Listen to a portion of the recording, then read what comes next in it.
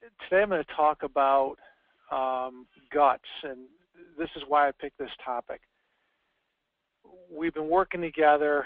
Most of our training has been on the prospecting. I know you've gone online and done more advanced training, further along in our process.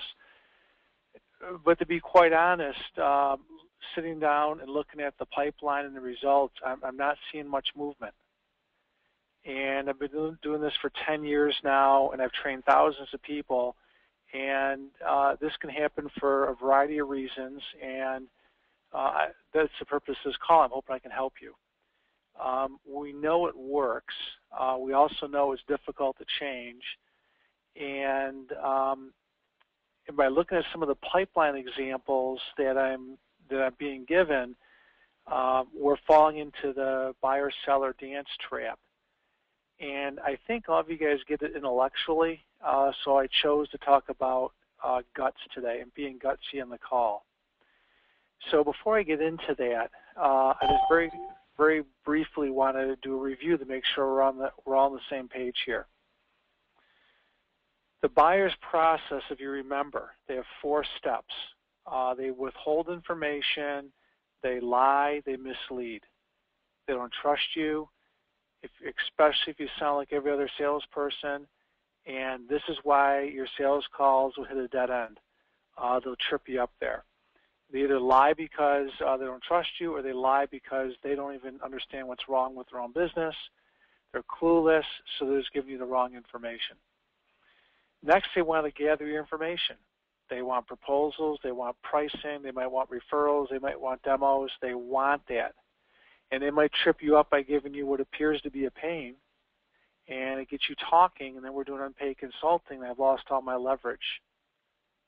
So if I give them my information too soon, I have a problem. They make it sound good, but they don't commit. And I have some specific examples out of the pipeline we'll talk about. They'll say, hey, I'm ready to get going. I want to start this. We'll follow up next week. I'll get we'll do the next steps, and they disappear. I can't find them. That's step 4. They hide.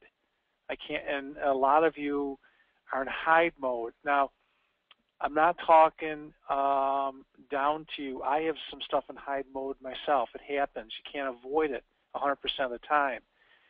But you should be able to sit back and look at your pipeline and realize unemotionally what's going on here, where things go off track.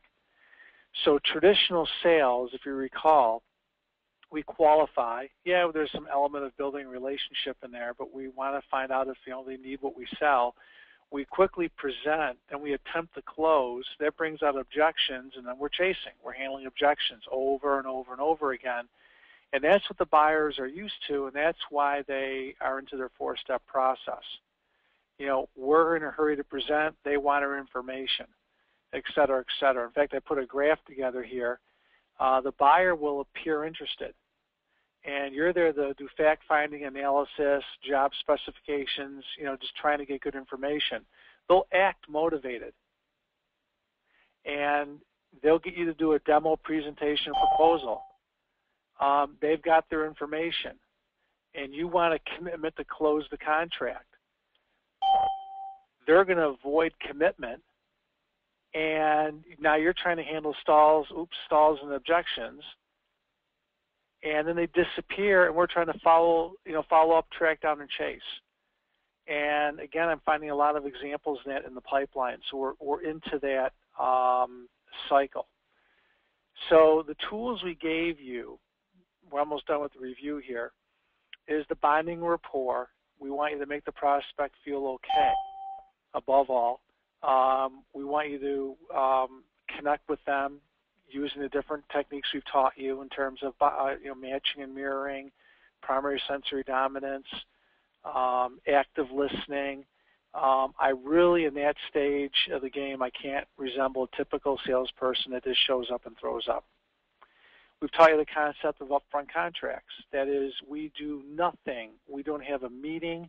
Nothing happens unless we've pre-negotiated the outcome at the end of that meeting. And it typically is a no, we're done, or whatever that next step may be. So if you're meeting with someone low and you want to get up top, the upfront contract could be, well, at the end of the meeting, if it's not a fit, we part ways. If it is a fit, we should meet with and fill in the blank. And therefore, at the end of the meeting, you just simply say, well, are we done or are we meeting? If you do a demo, same thing. So we never, ever, ever take a meeting or start a meeting unless we have that upfront contract. That is your linchpin to keeping the deal moving. And when I'm getting examples from the managers and deals that are stalled, it's going back to there's no upfront contract. They're just going off and doing their own thing. We've lost control. We get frustrated because we can't get back in touch with them. The third step, we want to find pain. The business reasons and financial impact are the minimum that helps us establish an ROI and helps convince us that they're serious, and it gives us leverage to go back. If there's pain, then we want to find out, is the buyer willing and able to spend the money, time, and resources to make the investment? And some of the examples I see in the pipeline, it looks like they're not willing to spend the time because they're not sitting down with you finishing up what it takes to get the deal done. So if I have pain, I want to go into the budget step by summarizing pain, then getting to the budget step. Are they willing and able to spend the money? And if so, how much? And it takes time and resources to make this happen. Are they willing to commit those to solve the issues they shared with you? If there's pain and money, then you need to uncover every aspect of the decision-making process. Who makes it? Where is it made? When's it made? Why? How? Et cetera, so you can, again, pre-negotiate all that before you go to work. And by going to work, I mean that as you present your solution to the pain within the price range that it was previously uncovered with a contract for an answer when the presentation's over. That's the key. If you're delivering a presentation or a proposal, that's the moment that, at the end, the ultimate contract, that's where we get our answer and our specific next steps. So if they decide to go forward, I have to post-sell the opportunity. That's the firm next step that's time-bound, and I negotiate that. So let's say you've met with someone, you've gone through all this, and they said, yeah, I want to go forward. You say, well, I got some paperwork for you to sign. We'll come back next week. And, if we don't post-sell it, they can disappear. So I might say, well, you shared with me you have these issues, and I have to come back next week for the paperwork. Is that a good time for you? If they say, yeah, I say, well, no thing has come up. There's distractions. Priorities change. If I don't hook up with you next week, how do you want me to handle it? What do you want me to do? So I'm already dealing with if they go squirrely on me. I've got that covered before I even leave the room. So are there incumbent vendors you have to deal with? Do you have to deal with the competition? So that's our system. And if you follow the system, you'll get a predictable output every single time, and you can self-diagnose your own sales calls. If they are wanting to think it over, it's simple, there's no pain. If they are seeing that dollar amount for the first time, they could have a general idea, but they have no idea what they're paying until the proposal step. Too late. You're going to hear it's too much money. Then you're negotiating. If you've presented and all of a sudden all your materials got to go to some other human being you never heard of, we didn't run a good decision-making step.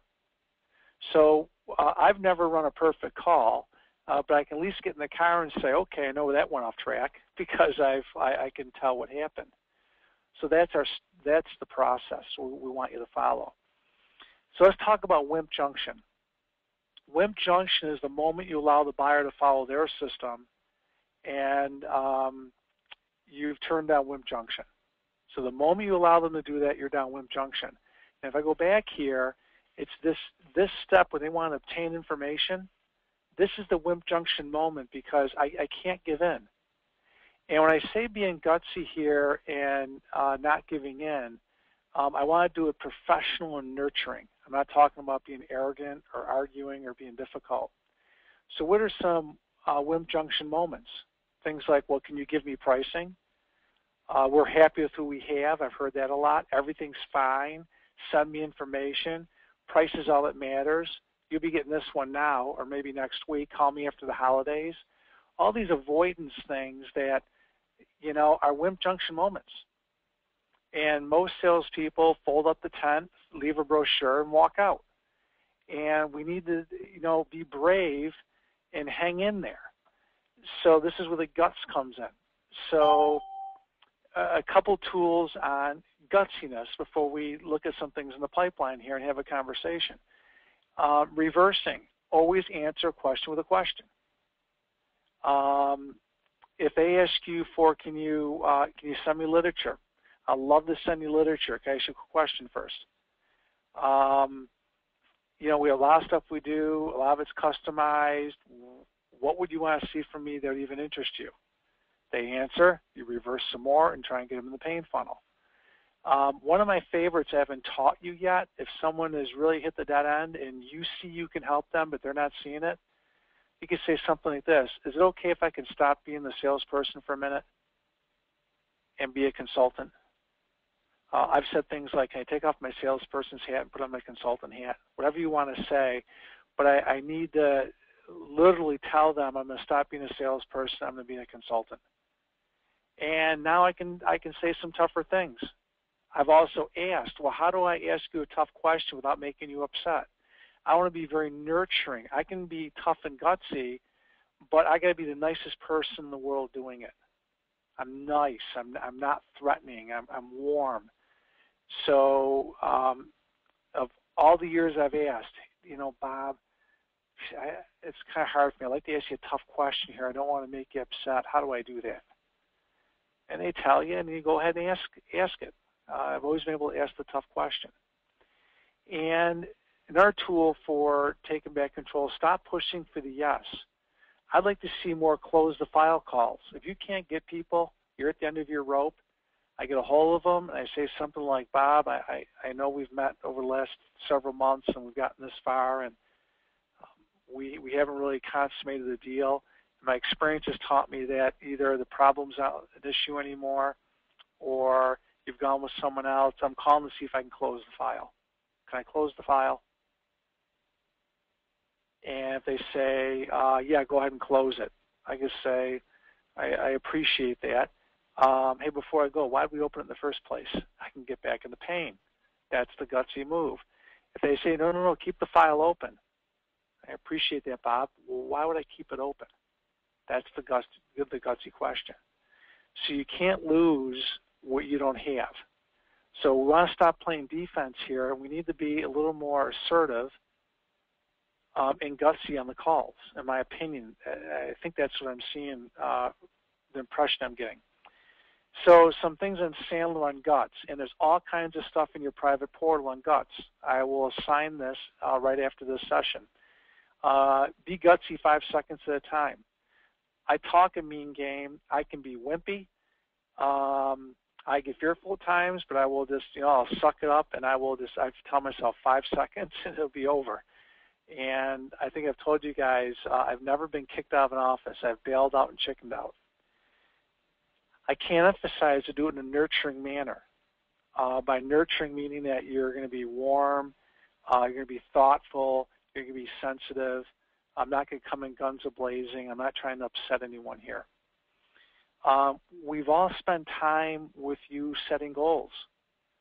All you guys have set goals, and it takes commitment to get them. This is a chance to get them, and we know mathematically you can make it. So I think to myself, and this is what gets me through it, because I hate prospecting. Hate it, but I do it. I look at my goals and what I want, and the pain of not obtaining those goals is greater than the pain of the temporary rejection of someone telling me no. So I make my calls. That's how I get through it. You should be journaling stuff like that. The sales call is not about you or your company. You're just a third-person party at the event. You're irrelevant, and you can't get emotionally involved. So if you're thinking about the outcome, you've lost emotional control right there. It's over in your head. And I'm begging you to focus on the process, not the outcome. Don't worry about what's going to close or not. Get in front of people, follow the process the best you can, try and get the no, and in that process, you'll end up doing better. And for those of you where this will hurt, Sandler said no one gets into your castle without your permission. You want to keep your belly button covered. So if you're feeling upset after a call or beat up, you're letting that happen. And it could be because there's conflict with, you think you're not liked, or perfectionistic traits. Everything's out of your control. And no one was more of a mess than me going through this battle when I was undergoing my Sandler training. I had a really, really difficult time with this. I took all the rejection personally. And I learned that, it's not about me. It took me a long time to learn that. So the only way you're going to get through that, for those of you that have that remorse, is realize that you can be gutsy and still live. A quick story before I open this up to Q&A and talk about the pipeline with specific examples. I'm sure most of you have heard of the comedian Louis C.K.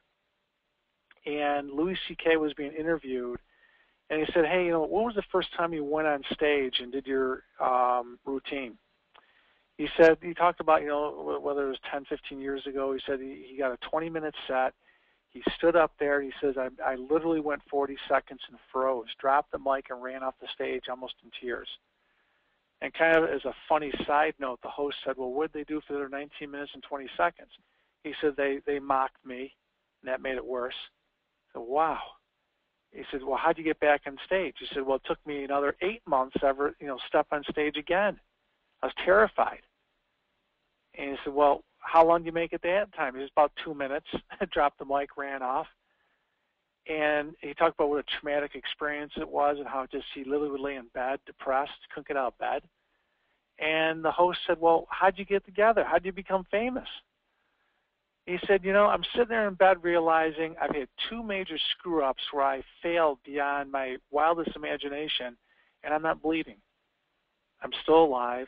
I'm not in the hospital, and probably most people have forgotten about it. I'm the only one remembering about it. After that, he broke through, and then going out there, you think making cold calls is vulnerable or walking in. Try being a comedian. If they don't laugh, it's the worst feeling in the world. So they're really putting themselves out there. So before I get into pipeline examples and we tear some stuff apart, I'm just going to arbitrarily call on a couple people here. And if you have any questions, please type them in the chat menu. I want to make, from here on in, more interactive. Mike Gonzalez, you there? Yeah. How you doing?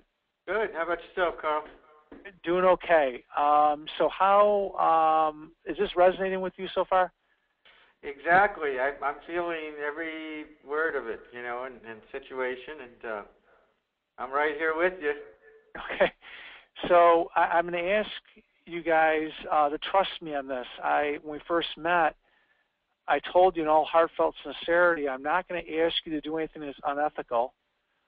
I'm not going to ask you to do anything that's not in your prospect's best interest. And above all, I'm not going to ask you anything that would make you look bad.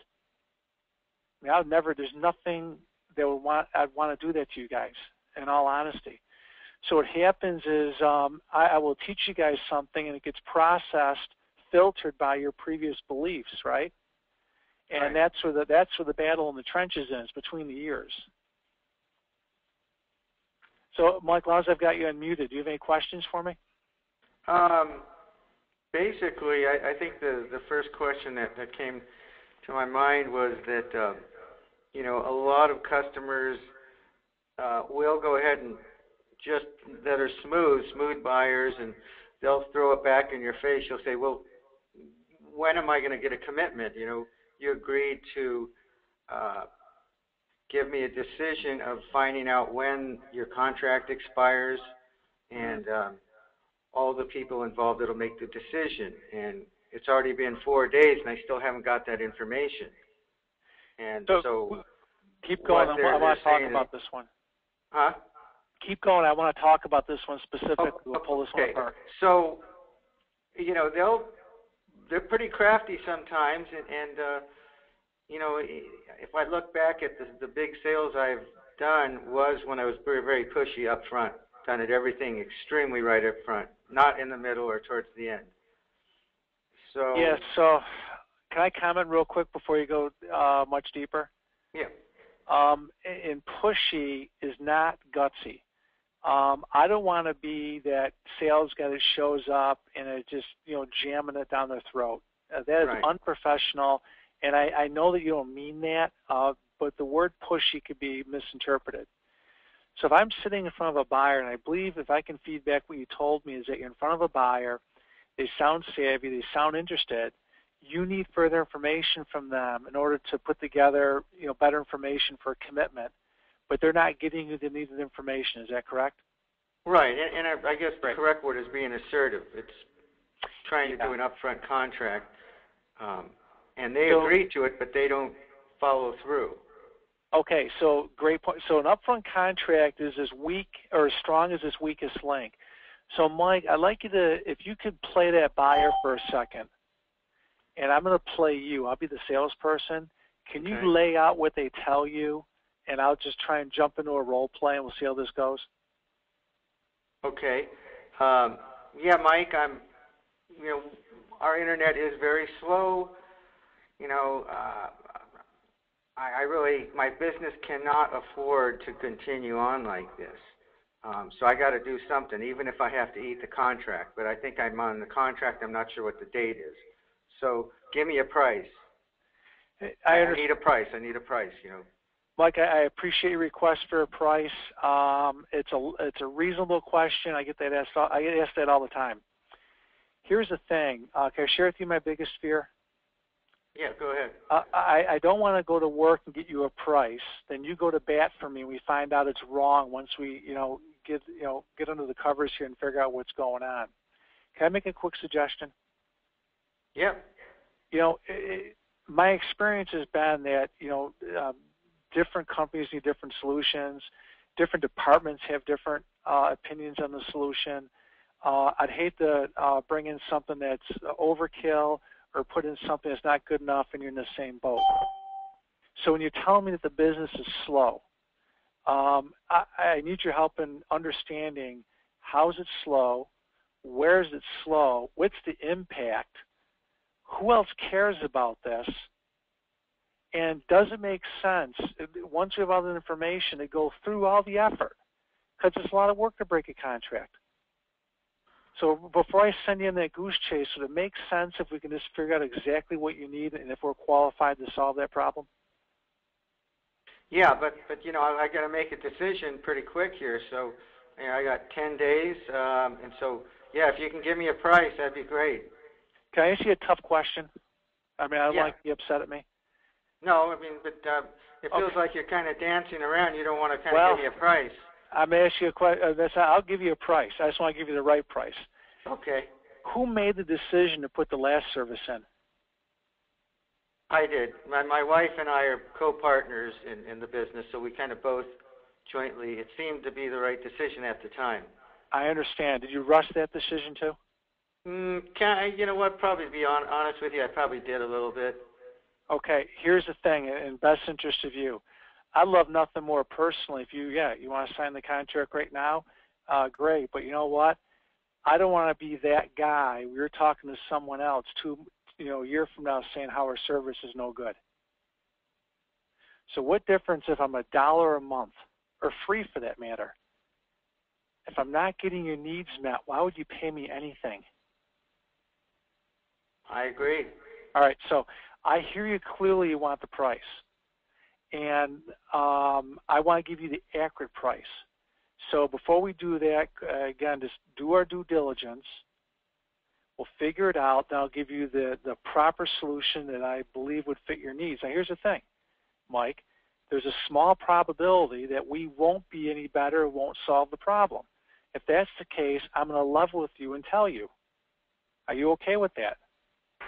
Yeah, man, because I got to make a decision here quick, and I got customers, and I got to run a business here. I got it. Now, if you don't think we're a fit as we go through this due diligence, are you okay telling me no? Oh, I'll tell you no, all right. Okay. So here's what we need to do. It sounds like your things are urgent.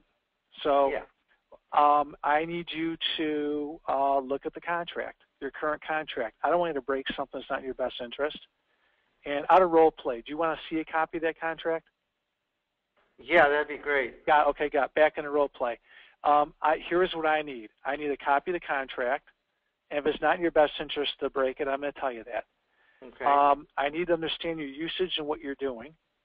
Okay. You may want to have other people talk to me to make sure technically we have the right thing going here. You want from me, after I have that, I can give you pricing, I can give you scheduling, and I can give you technically what we can do. Does that sound like a plan? Yeah, I mean, it's not exactly what I was hoping for, and it's probably going to take longer, but yeah, I mean, I'm with you. Yeah. So probably the biggest constraint would be the contract. When could you pull that out and get that to me?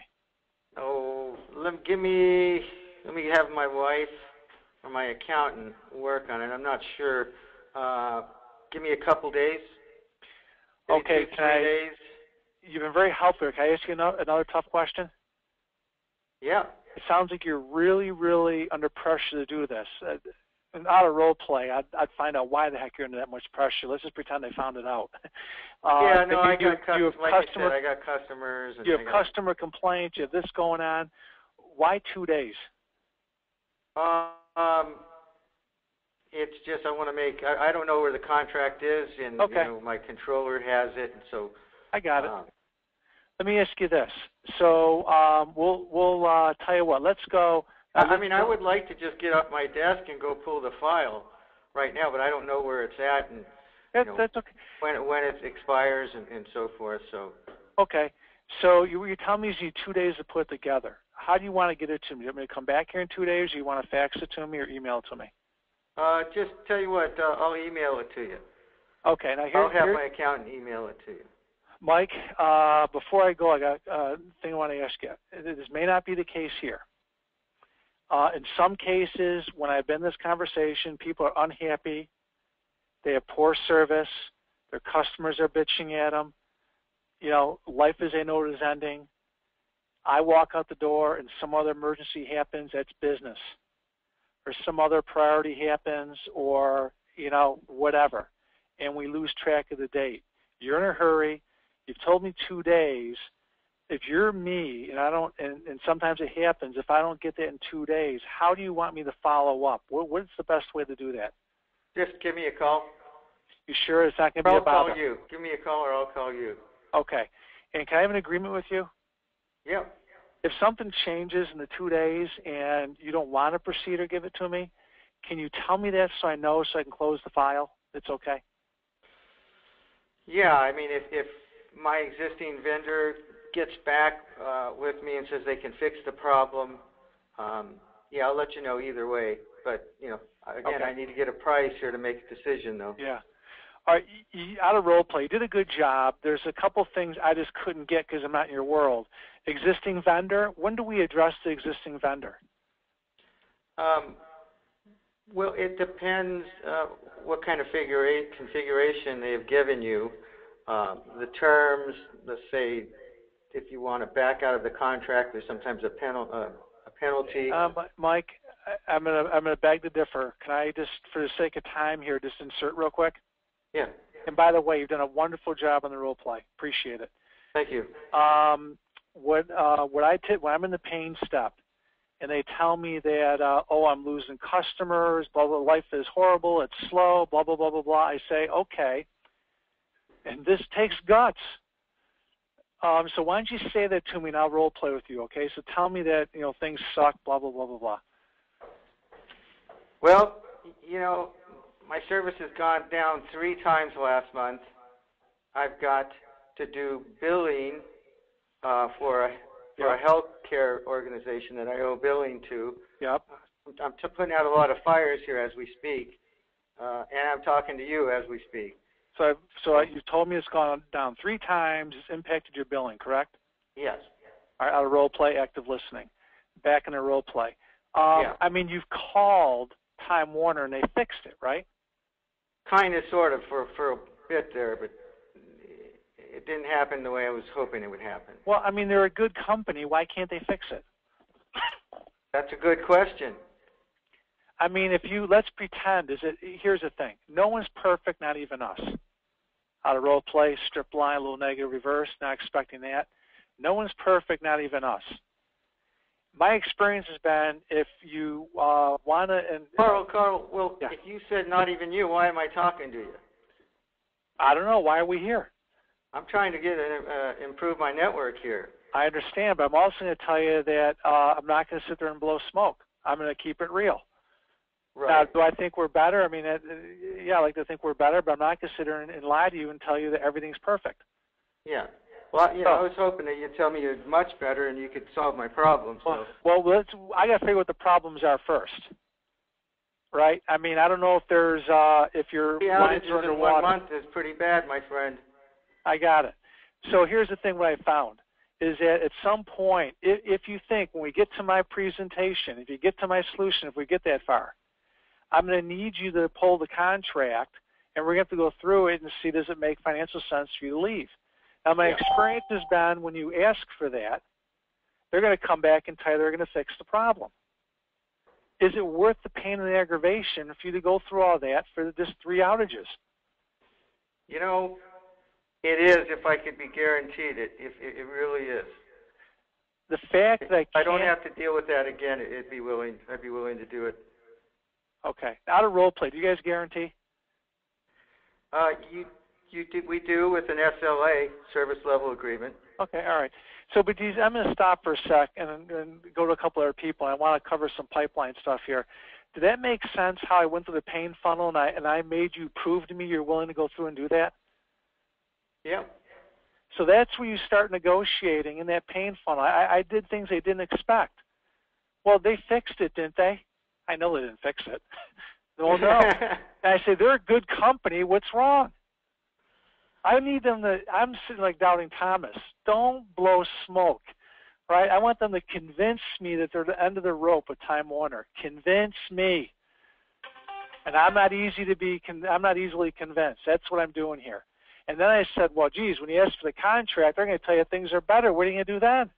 Because you know that's what they're going to do. Yeah. They'll say, we'll give you 3 free months or some crap like that. So I'm already conditioning them way upstream for the moment when I need the paperwork, and I'm prepping them. Because I'll tell them at some point, well, what if they offer you 3 free months? What are you going to do? I've had it with them. Oh, now I'm getting convinced. Right. Well, then they have a meeting with the vendor. They come in and offer them 2-3 months, and then say, right. Right. So ask them. Yeah. Here's the thing. You don't want to be on death row. If you have one screw up, you're gone, you know. Just so, don't be afraid to lose it. If you keep it real like that, you're going to be so. Here's the thing. The last rep before you came in and said there'll be no outages and it was perfect. Right? So, I mean, let's not go down that path because they're going to be like, well, shit, that's what the last guy told me. Is that helpful, Mike? Yeah. No, I was just, sorry for leaning into you a little bit, but, this is what we have to deal with sometimes with customers that are already emotional. But oh, that was a piece of cake, man. I've hit way harder than that. I said, no, you did good. You did good. But I wasn't argumentative. I didn't, I wasn't being rude. I was asking for permission, and everything was in your best interest. That's what I want you to think. Yeah. Oh, yeah. I understand. Great. Thank you. Yeah, thanks. All right. Let's see. Tom Molina, you there? Oh, Tom? All right. He's not. I've lost him. Raphael, are you there? Oh, I can't get him. Let's see here. Brad Frisbee, you there? Hello, Brad. I'm here. Hey, great. How you doing? Doing great. How are you? Doing good. Any questions thus far before I get into a couple pipeline examples? I wouldn't say any questions. I will say that keeping a real approach has certainly helped me disqualify things a lot faster. I love it. Good salespeople close deals. Great ones get the hell out because you just be wasting time. Yeah. Right. Oh, good. They're not lingering in the pipeline like they used to. I mean, for the most part. It keeps the correspondence going when you keep it real, and they'll let you know. Okay, so I'm going to role play with you now. Here's I asked for several pipeline opportunities. I just cut and paste some out of email. I'm not here to implicate anyone. In fact, I don't even know who has this issue. I mean, if someone wants to raise their hand and say that's mine, I'll work with you through it. But right now, I'm just going to pretend it's a sample. It's everyone. So someone's going to recognize this. I'm not trying to call anyone out. So that's my upfront contract with you. So I want to look as a group and diagnose this and see where we could have been gutsier. Okay. So I asked, I just pulled a bunch of stuff out, issues that we're facing. So here's a real one. Someone met with a COO who says they're ready to move ahead with us, but it's impossible to track down to get the final questions answered so the rep can create a contract. What step of the buyer's process is this person at? 1, 2, 3, or 4?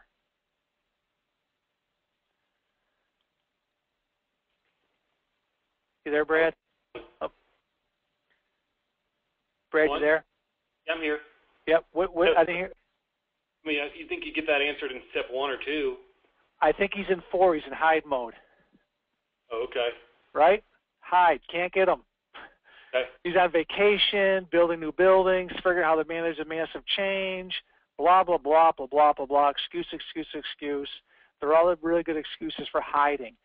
When the rep finally gets him on the phone, the guy thanks the rep for being so persistent and promises to get back with the pertinent information, then goes dark again. It happens repeatedly. It's clearly step 4. So what happens is we don't have enough compelling reasons, or that person believes it's in their best interest to finalize this agreement. So if I take this to a medical analogy, I'm really busy. I look at my calendar and it's painted blue. But if I get a really bad pain in my side, I'm going to find time to go to the doctor. I'm committed because I have pain. So, Brad, I know this isn't your deal. If it is, I'm just wildly lucky. It's pure coincidence.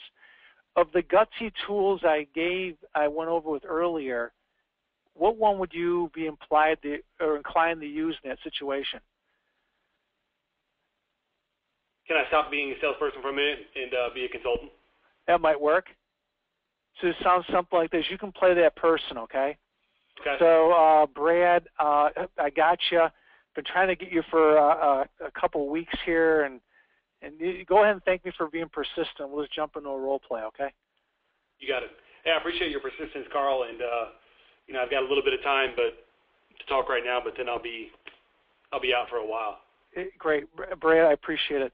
Hey, I've got one question to ask you, but before I ask you the question, can I ask you permission? Can I take off my sales hat for a minute and put my consultant hat on and consult with you?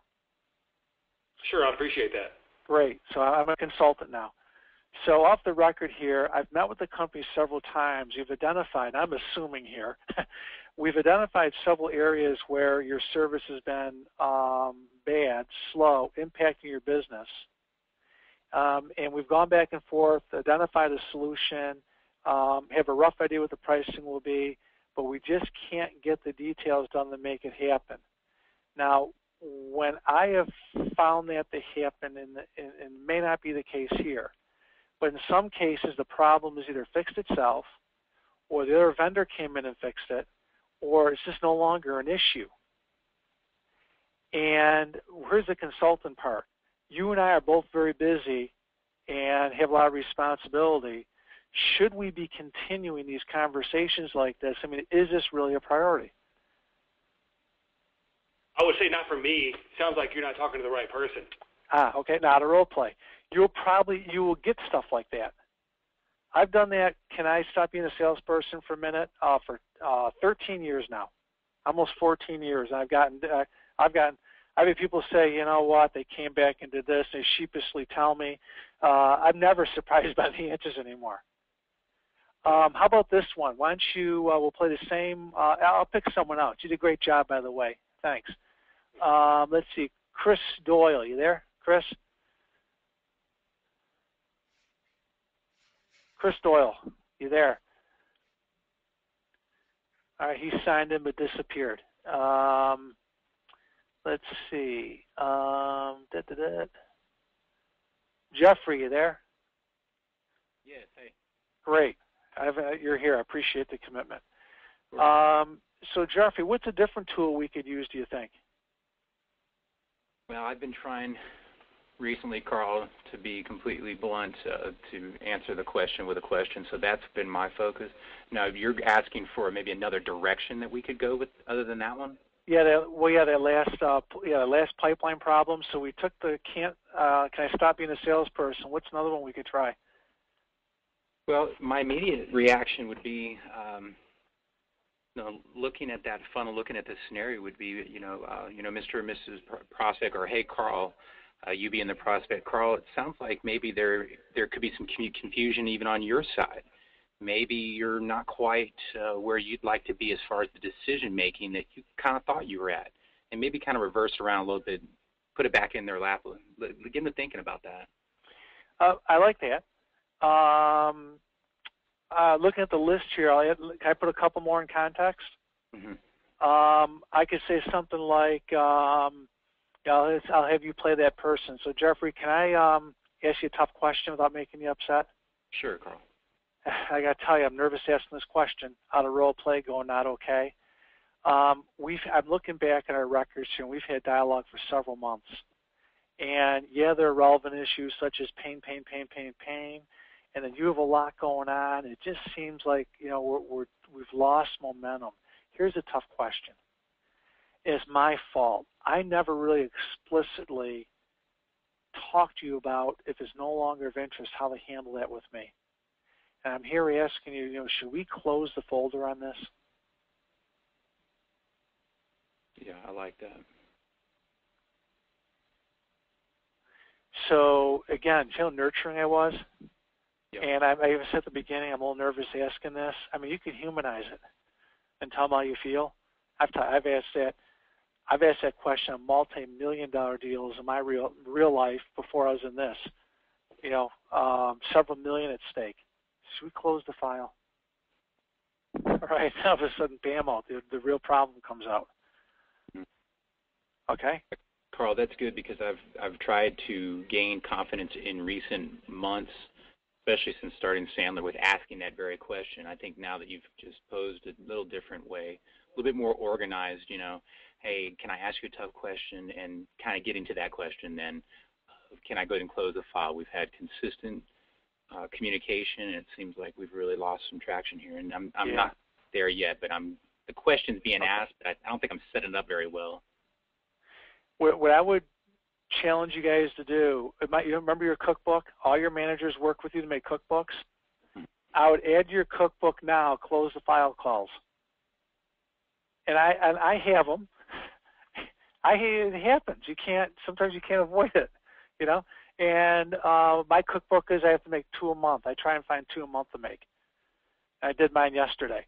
Sometimes you can do it in an email if I can't get a hold of them. But I look at the time wasted. If I can get you to take one less call or one less step to close a deal, look at the time I'll save you. And if we have these things we're all chasing, it just keeps us from getting in front of other opportunities. That's why we're always under pressure. So thanks, Jeffrey. Appreciate it. Let me go back and pick another example here. Here's another one. Customer needs a backup circuit, but rep got pressured into having priced by email. How? He protested, but the IT person insisted that they really needed the service and wanted the number so badly so they can get things moving with the CIO. Now where'd that go? I don't know why that, hang on a second. View. I don't know why that disappeared like that. Anyways, here we go. Now the rep is trying to get back in with the CIO, sit down, but can't. Keeps getting put off till next week. So let's go to, let's see, who do we have here? Let's take the Dallas office. I have the Dallas office there. You guys there? I don't hear anyone there. Maybe we lost them. Cindy, you there? Cindy Garcia?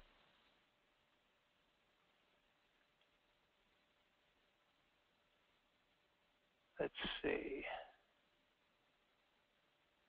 Stephanie, are you there?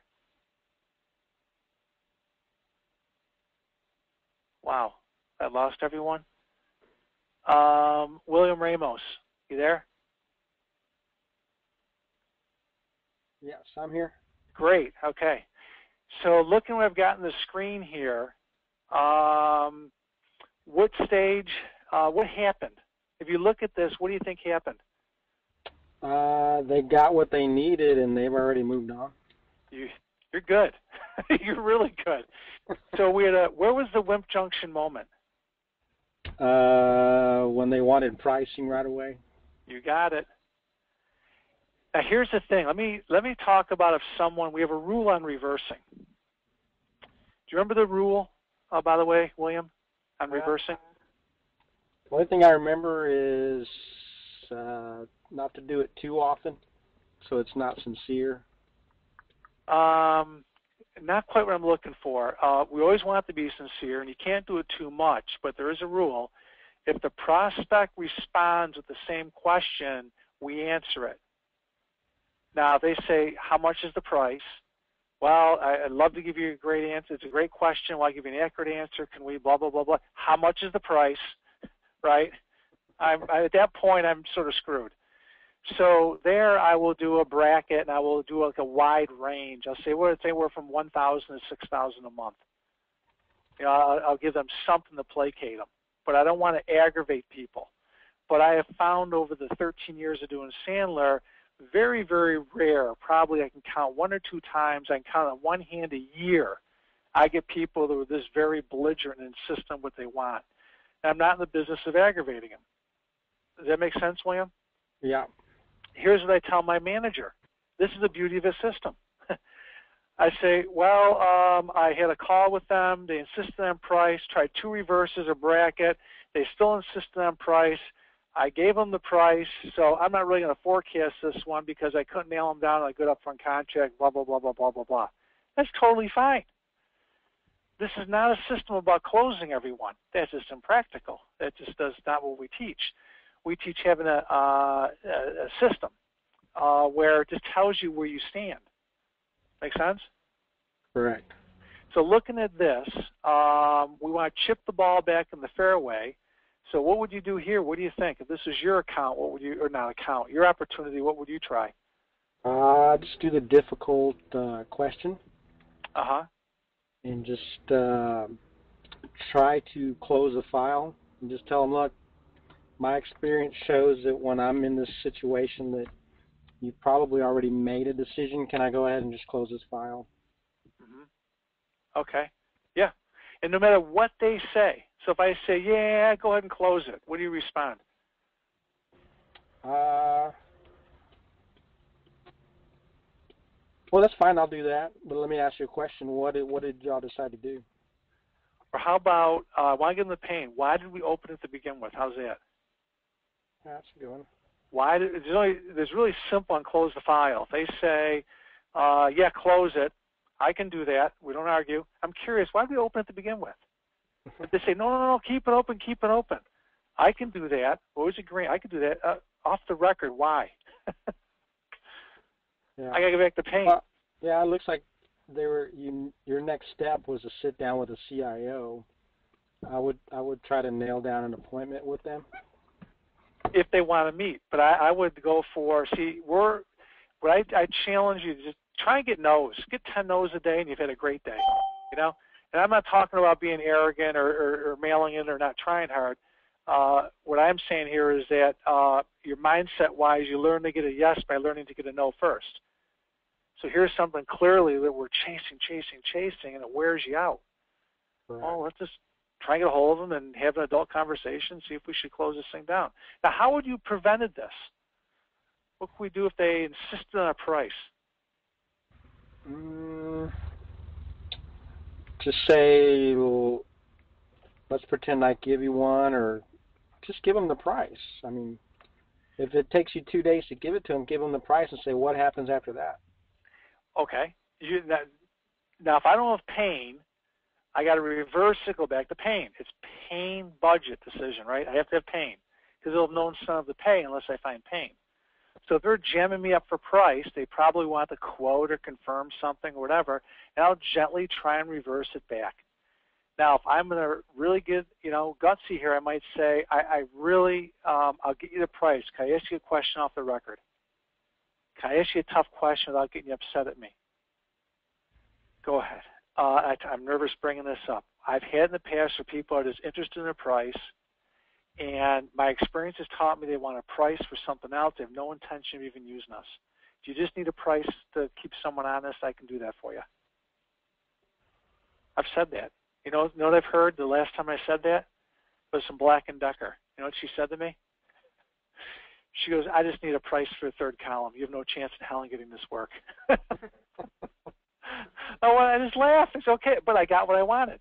I spent no resources of my time, which is the most valuable thing on this earth, on pursuing something that's not achievable.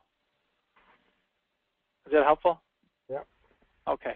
And I did get a text here from Cindy that I couldn't hear her and Tom, so that's okay. I'm glad you're here. Well, when I'm on the iPad, and when you unmute, it takes a few minutes for the little window to pop up. I got it. Okay. So I'm going to wind this down. I've already overstayed my welcome here. It's getting close to a couple minutes. So I will open this up to questions, and then I'll wind this thing down. So does anyone have any questions? If they do, raise your hand. In the meantime, I'm just going to start asking for, and Bill, thanks a lot for your help. Appreciate it, by the way. Travis, you there? I unmuted Travis's phone, so who would... Is someone in his office? Yeah, hold on, Carl. Okay. You gotta turn yours down.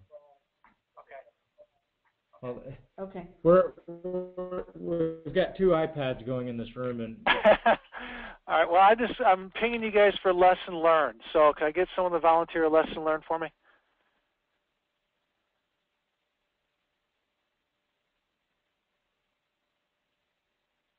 This is from your group, Travis. The people I just unmuted.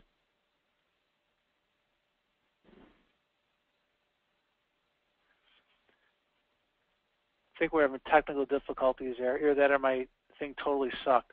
Tom Molina, you there? I know I can get you. Hello, Tom?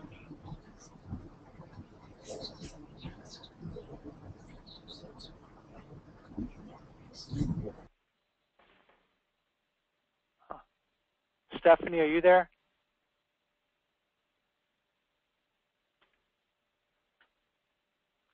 Okay, I got people sending me texts because for some reason you're not hearing me. Ryan said I liked the upfront contract is only as strong as its weakest link. Chris said that. Good. Keep in mind that in the upfront contract, I want to take my time. I go slow. I negotiate it. I make sure it's clear. And if you're really unsure, I negotiate what do I do if they break it. So good one there. And continue to text your lessons learned, please, if you can. Adam, are you there? Adam Robinson? Yes, sir. Great. Any lesson learned, any aha moments for you? Yeah, I think it really has. I like what you said is a quick no and, closing a file. I got to start using that because, just with the thing, I think everybody's getting into it. Okay, we'll follow up with you on the contract, trying to stick it to them and when they're going to be able to finish that task that they gave themselves, and hold it to them. So. Yep. Now, here's the thing. I'm glad you brought that up. When I'm running my pain discussion, and I'm asking myself in my head, are they giving me enough evidence that they care enough that they're going to go through the pain and the aggravation to switch a contract? I'm going to tell you something from my standpoint as a business owner here. I own this building. I'm kind of a clean freak. My mother's fault, still love her. I have a cleaning company that comes in here, and they do a so-so job. I'm not happy. But you know what? If I hire a new cleaning company, I got to, potentially change keys. I got to teach them the alarm system. I know I'm still going to run out at night and turn the alarm off. It might get pinged on the weekend. They're not going to do it right at the beginning. I come back and check it. Do you see where I'm going here, Adam? Yeah. That I don't have, and this is true, this is real life, I don't have enough pain to switch, and I'm not happy. Now, if someone called on me who was doing cleaning and just said, hey, we're good, we're this, we're that, I'd be like, get the hell out of here. But if someone came in wearing a white glove and just started rubbing their finger on stuff and showing it to me, do you like this? I'd be in pain. I'd be so easy to close. It'd be a riot. I'm easy to sell to, you know. Does that make sense? Yeah, it does. Yeah. Okay. All right. Draw as much pain as possible too, and yeah. Just how much are they willing to live with? Yeah.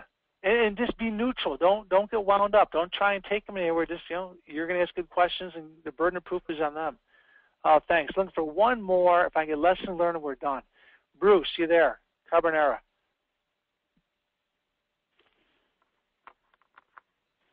Bruce, are you there?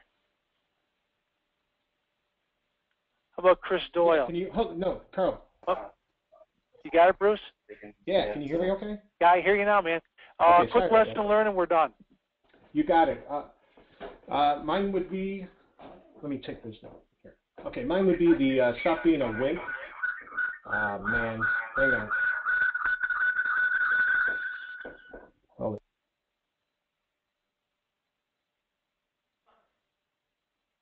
Yeah, Bruce, I think for technical issues, I'll repeat that. Even though it sounded like Lou Gehrig's last speech at Yankee Stadium, it said you're going to stop being a wimp. I would encourage all of you on that note to be more risky, take more chances. Think about when you were younger in athletics or a kid, you did daredevil stuff.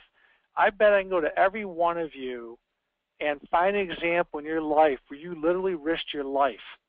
I mean, skiing is risking your life. Look at Sonny Bono.